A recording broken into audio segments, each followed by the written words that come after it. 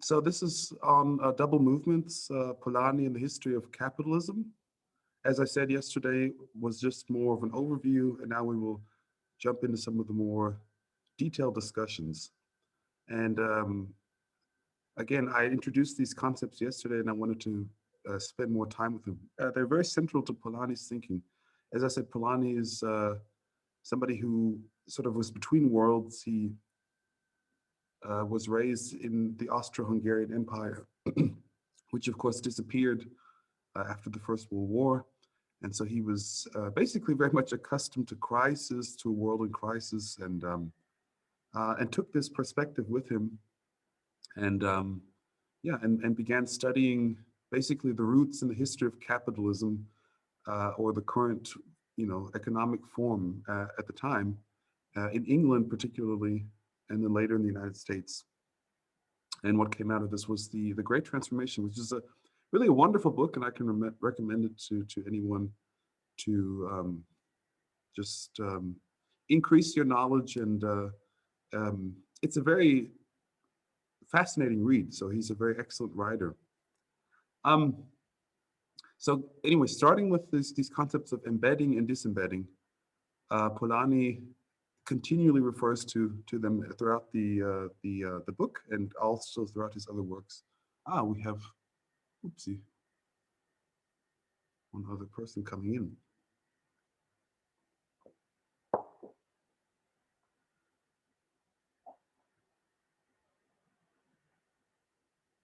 Okay, so I'll wait a moment. Okay. Well, okay, we have Anas here as well now. So welcome, Anas, and I will just continue. This is the very first slide, so you haven't missed anything. If you can hear me. So I was talking about disembedding and embedding from Karl Polanyi. And basically, this idea begins with the notion that society and economy are intertwined. So as we spoke yesterday about Heilbronner's works, he saw in the past that there was really no distinction between what Weber called Gesellschaft, rather, no, that's, sorry. There was a distinction between economy and society. People lived in a very static existence, and over time, rather, you have this shift from, as Weber says, Gemeinschaft to Gesellschaft, an increase in anonymous transactions. Particularly, Polanyi attributes this to the rise of long-distance trade in the form of a centralized state. So you've always had long-distance trade, but it was always distinct from basically the everyday lives of people who lived largely on subsistence, farming, and herding. And over time, this relationship inverted. And so Polanyi suggests at some point markets and the market system and the system of liberalized free markets requires basically certain input factors. And he says it requires a market society, meaning that all productive factors must be for sale. What are those? We have the traditional factors of land, labor, and capital or goods, machine goods, or whatever it is. And so these things must always be for sale. So what does that mean practically? It means the entire format of society has to be reorganized according to the dictates or demands or needs of the market. So Polanyi observes this process of disembedding in the course of the 17th century via the rise of the mercantilist states in places like England, and also in France, in the Netherlands, in other countries, starting in England, of course. And so you see a rise of national markets, long distance trade, basically the dominance of a price mechanism. And basically Polanyi is saying, contrary to what many like Hayek might say, or other thinkers like that, Mises, this is not a spontaneous development. Adam Smith's notion that we our propensity to truck, barter, and trade goes back to the Stone Age. Polanyi saying this is not at all the case, and very much there was a change and a transformation that began with the rise of the mercantilist states and the centralization of the political and the economic, I guess. Um, yeah, and that was essential basically in this shift. So as I said, these production factors had to be, for sale. Uh, that brings in the second really important category from Polanyi, which is a fictitious commodity. What is a fictitious commodity? These are things that are basically not made for sale, but in our present world, they are, they do exist as commodities. So he has this the sense that they live a double existence. So land is another word for nature, labor is another name for human activity, and money is a token of purchasing power. So these are socially accepted definitions or socially accepted phenomena that we have reimagined, so to speak, as commodities for exchange. And particularly with labor, but also for these other fictitious commodities, this commodification, or I guess transformation into a production factor, comes with some quite extreme effects. And basically, Polanyi concludes that to include them, to include these commodities, land, labor, and money, in the market mechanism means to subordinate the substance of society itself to the laws of the market. Now, all these quotes are in the chapters that I assigned you, so you can find them there. Um, it's it's a very extensive discussion. It was difficult to pick a chapter or two to actually to summarize this. Um, but yeah, but this is so there's a real transformation going on in how people perceive themselves, how they perceive their relations with others. And you have to imagine the whole time there's a long history, hundreds of years, where there is the convention that people are self-subsistent. They have they share. We'll talk later about the commons, but they share certain resources, like herding pastures for sheep grazing and so on, gathering firewood, these types of things. So people lived at a quite low level of subsistence, but there was this sense, again, as they had always felt in the past, that the future will be like the present, and this was taken as self-evident. And all of this changes, not rapidly, but it changes significantly over the course of a couple of centuries. So this is, Polanyi stresses again and again how fundamental this change, this transformation is. And third, getting to double movements. And these are sort of the reactions to these changes that Polanyi calls the self-protection of society. So I see this a little bit as a dialectic, or I made a typo there, a dialectic or even a cybernetic pair. If you've heard of cybernetics, it always works with these dualities. There are dual processes, one that is keeping the other in check and vice versa. So if you have too many insects in a certain area, you may have more birds, and then as the birds eat up all the insects, they're keeping each other in balance in a way. So this is what I mean by cybernetic pair. And these are, in this case, this push for increased liberalism and liberalization of the movement of people and capital and such things. And at the same time, this sense of social protection that this push for mobilization actually awakens. And actually, Polanyi emphasizes that this was not just the working classes, the rising proletariat that organized to stop or to delay these changes, but also the landed classes, the aristocracy, who felt the conditions of their own existence and their own privileges being sort of taken away before their eyes. So I just wrote think Dickens here because Charles Dickens really is the author who very poignantly describes the social implications of these changes. And the characters in his books are oftentimes a little bit caricatures, but they have very clear symbolism. You know, you have workers who are disparaged. You have sometimes this landed elite who can, in some cases, play a rather benevolent role. And usually the bad guys are, you know, capitalists who are heartless. And, you know, there's this Mr. Cogsworth is the character in the Hard Times. And he actually says, you should think of me as a machine, you know, don't think of me as a person. So this is, I mean, he's very much caricaturing the types, but it's sort of a way to imagine these relations at the time. So I have some examples of double movements that Polanyi discusses, or rather even causes of double movements. The first one is not a double movement. Speenhamland is a law, a charity law that was passed in 1795 in England. And basically, it tried to react.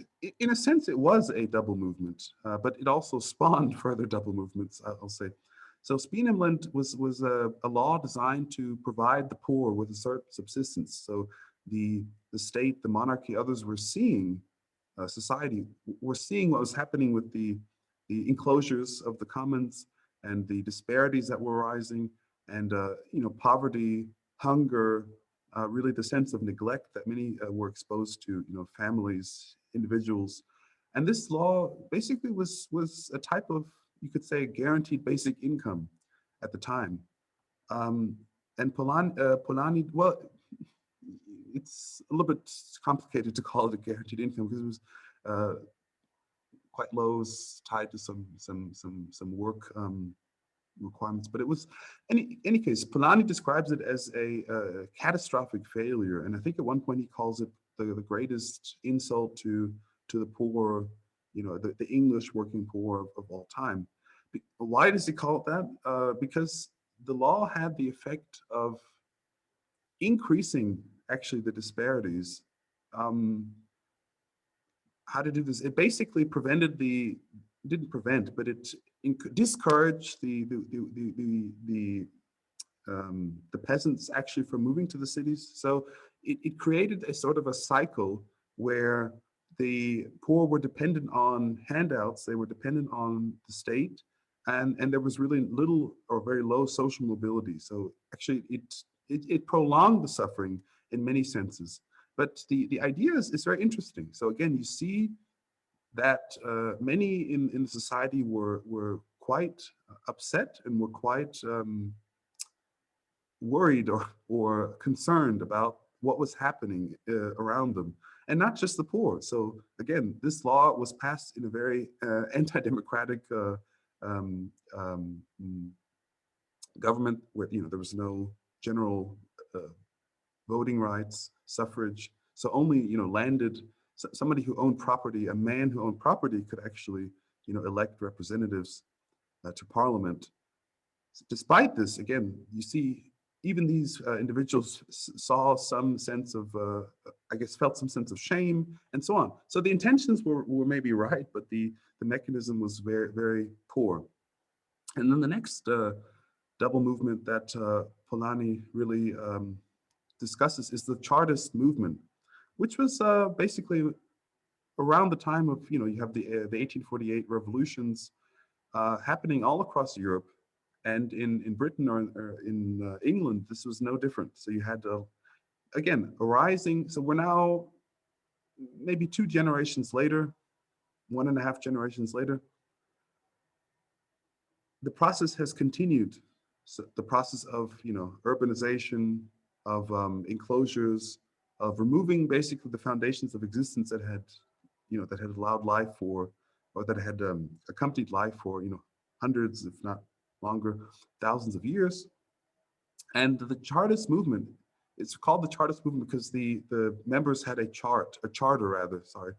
And this charter sought to extend voting rights to all adult men, regardless of property ownership. So there was no movement for women's suffrage, but at this point it was a suffragist movement for all men to remove the requirement for property in order to elect representatives to parliament.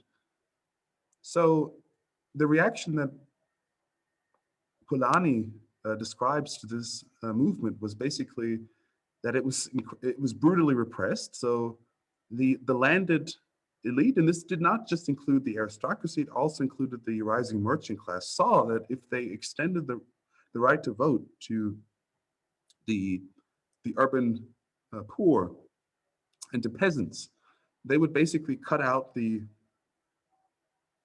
feet. They would cut out the foundations upon which this transformation was occurring. So things like the Enclosures Acts, the Corn Laws, again the Poor Laws as well, and things like Spienhemland. So this was incredibly brutally repressed, as Polanyi describes. The leaders were oftentimes murdered. They were imprisoned. They were sent off to prison colonies like Australia. So a lot of the movement's leaders wound up in Australia, actually. And again, this kept popping up. You see, this is a period of about 10 years. And you have to imagine there were tens of thousands of demonstrations and demonstrators, rather, all throughout the country, marching on town halls, marching on parliament. And again, it was very violently dealt with.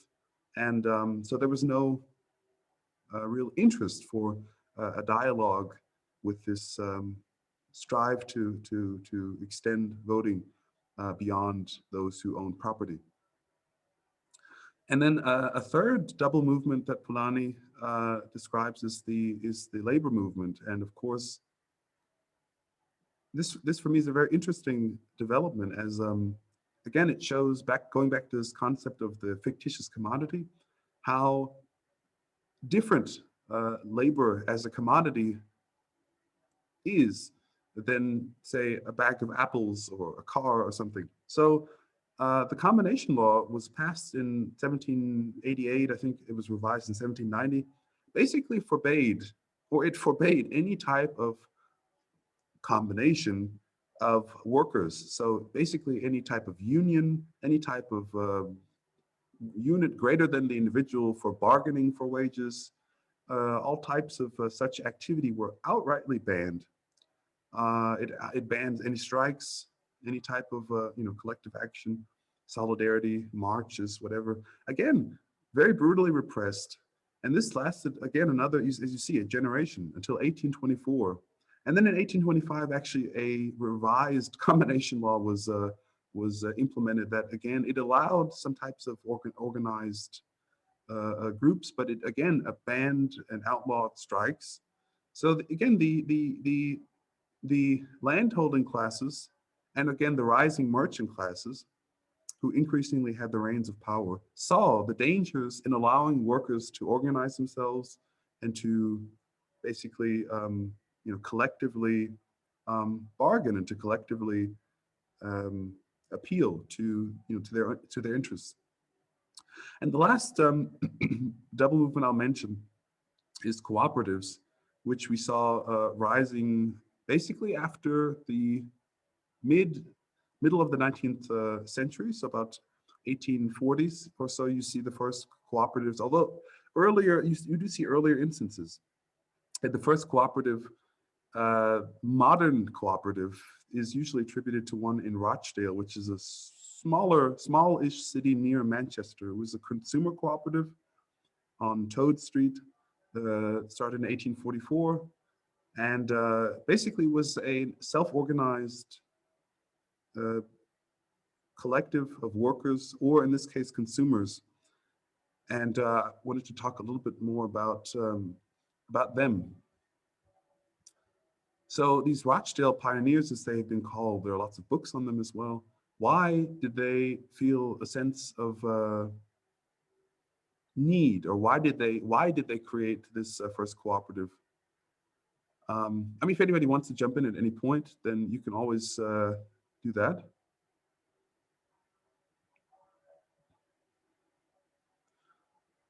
Okay, so to answer the question, why did these pioneers create this first cooperative on Toad Street? There's a discussion of the degeneration of goods and of services at the time. of usury in terms of loans, and also abuse in terms of the workplace. So in many ways, the system that was being created was a private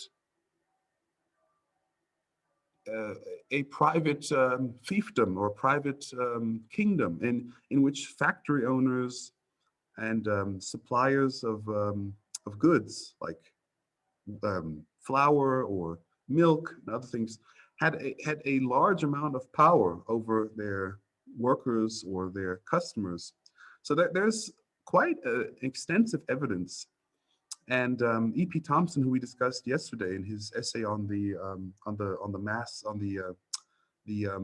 moral economy of the English crowd, I guess is what's called, yes, discusses also the degeneration of bread and flour. You saw cases like milk being diluted with water, flour being um, there were additives of impurities like sawdust. So in many cases, there was no quality control. There's no way to ensure that the products that you buy actually are those that you have purchased, and that they have not been denatured somehow, again, at the workplace, in the stores.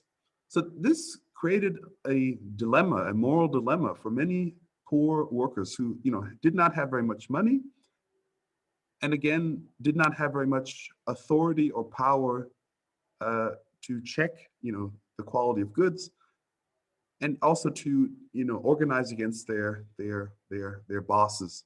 So these cooperatives really were created as a double movement. It was a reaction to a situation that would otherwise be untenable and unacceptable. And so these cooperatives developed simultaneously with the development of certain principles. So they were not companies that were instrumental, um, that functioned under the framework of instrumental rationality. We're here to create a profit. We're here to increase wealth. We're here to, and so on. But rather, there was a sense from the beginning that, we are here in this together. This is a collective enterprise. They restricted the profits. They just redistributed the profits. There was a sense that every member is equal. Every member has a share in voting, an equal share. So there were 9 original principles to the Rochdale Cooperative. And in many ways, these principles have been maintained in the international cooperative movement since then. 1995 was the last time that the International Cooperative Alliance updated their principles, and there are now 7 principles. We can discuss those just in the discussion round. But it's really interesting how similar these modern day contemporary principles in 2021 are of the international cooperative movement to the original principles of, this small store in, the north of England in 1844. So then you basically have simultaneously all around the world the rise of cooperatives as structures. Some of them, as I say here, with a colonial history. So there's a book here, for instance, by Rita Rhodes. You probably can't see my screen, it's very small. Empire. It's called Empire and Cooperation, about the use of cooperatives by the British colonial authority in places like India. So in some places in the world, there is a very patched or checkered history with cooperatives because they could be associated with colonialism. But in any case, in most places in the world, including in Germany, in Italy, in France, and in other places as well, Canada even, there were basically workers or consumers who organized themselves according to certain basic principles and who responded to similar situations and circumstances. And yeah, it's just very interesting to see the parallels and the symmetry of this movement. So at present, these debates are ongoing. This year, of course, is the International Cooperative Forum.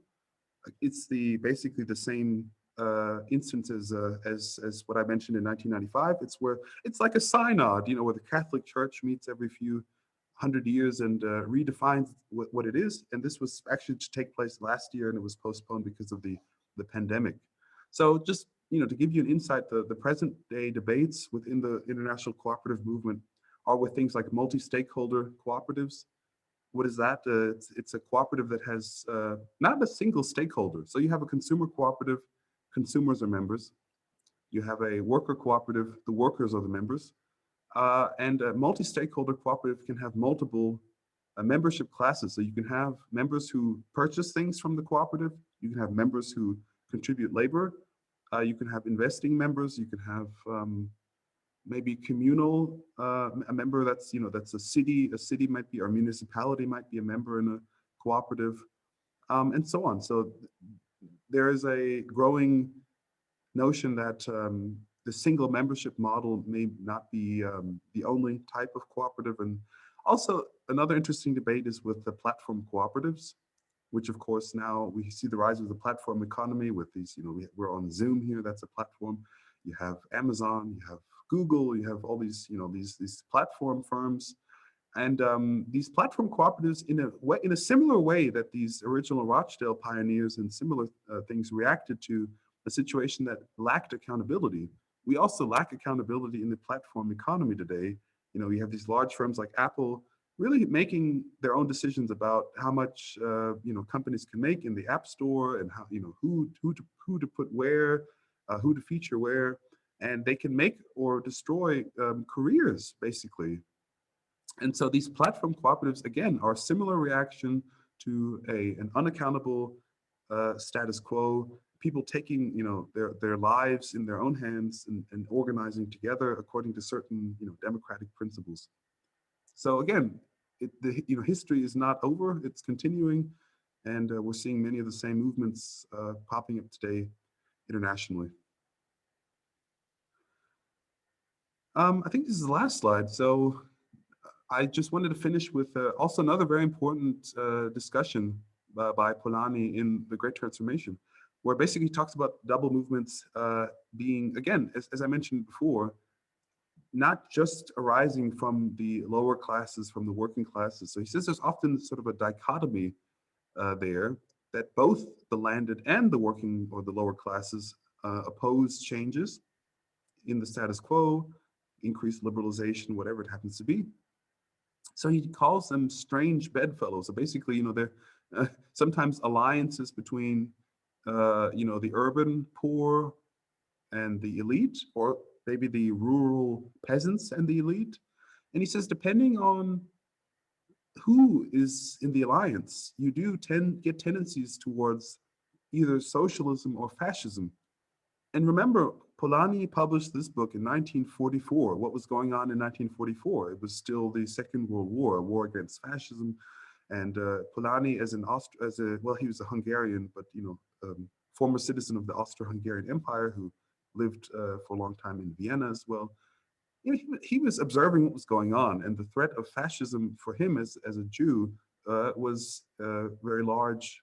And so he's asking himself, how is this possible? And he says that actually worker-led movements, that organize the urban poor, tend towards socialism. Of course, because also you have high literacy rates, you have a lot of reading circles. People are reading Karl Marx and other such writers, Lassalle, and so on, Proudhon. And peasant and landed-led movements often led to fascism. It's a very interesting dichotomy. So you look at Italy, for instance, the fascist movement there was not led by the urban poor, it was led by rural peasants aligning themselves with certain landed elites. Similarly in Germany, in Spain as well. So Polanyi concludes what these two movements have in common. He's not saying that socialism is the same as fascism, but he says that they do have similarities in that both oppose the impotence or the inability of the liberal free market to meeting, social needs. And of course, they have radically different visions for organizing society. Polanyi suggests that you don't have to agree with him, But his suggestion at the very end of this book is that socialism fulfills individualism while fascism destroys it. So the individual is lost in the collective. And basically, he suggests that the liberal free market has self-destructive tendencies, and society actually has to decide in which direction it wants to go. His opinion is, either socialism or fascism would be natural tendencies.